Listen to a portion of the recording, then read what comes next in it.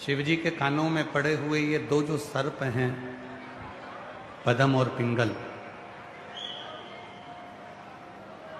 ये दोनों सर्प ऐसे सर्प हैं जो अपने ही अपनों से कष्ट भोगा है। जो भाइयों ने कष्ट दिया, परिवार ने कष्ट दिया, नातों ने कष्ट दिया, रिश्तों ने कष्ट दिया, यहां तक पद्म और पिंगल ये दो सर्प एक ऐसे हैं जिनको परिवार के लोगों ने ले जाकर एक अग्नि के अंदर भी छोड़ दिया।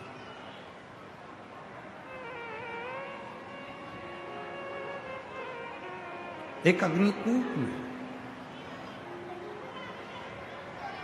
एक अग्निकुंड में उनको ले जाकर छोड़ दिया। पर उनके स्मरण में श्री तुमरुका जी के वचन रहे, उनके स्मरण में तुमरुका जी के शब्द रहे,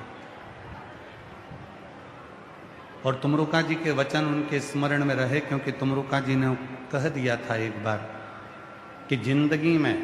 और ये तुमरुका जी के वचन हर एक व्यक्ति के स्मरण में रहना चाहिए, जिंदगी में हर जगह से जब टूट जाओ, जब कोई तुम्हारा साथ ना दे, कोई तुमको साथ ना निभाए, चाहे पराए हों चाहे घर के हों, तुमरुका जी के वचन, वो दोनों सर्प पद्म और पिंगल जो शिव जी के कानों में कुंडल के रूप में विराजमान है,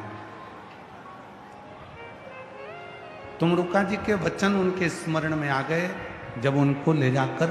अग्नि के कुंड में पटका, जलती हुई अग्नि के नजदीक में ले जाकर जब उनको छोड़ा तो उनके स्मरण में तुमरुका जी के वचन आ गए कि जब परिवार, नाते, रिश्ते, कुटुंब, कबीले, ये सब हर तरह से जब तुमको तोड़ दें, तब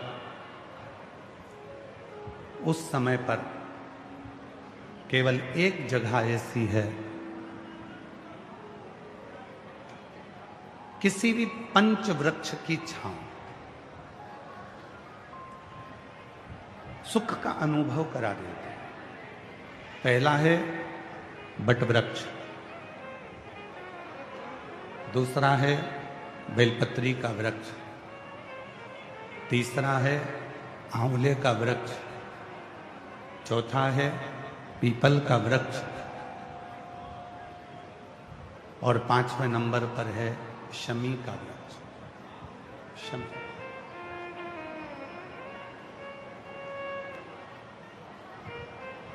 ये 5 वृक्ष ऐसे हैं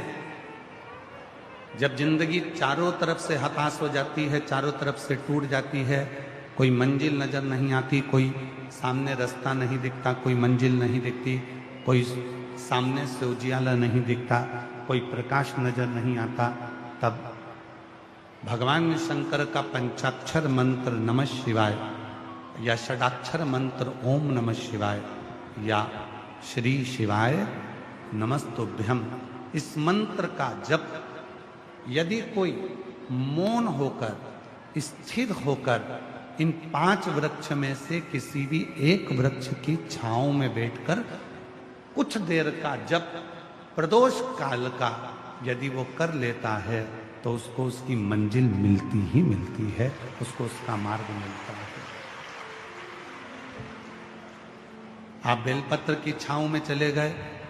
आप बट वृक्ष की छांव में चले गए,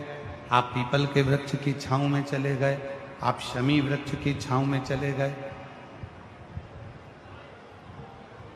आप आंवले के वृक्ष की छांव में चले गए, वहां बैठकर जो तप है,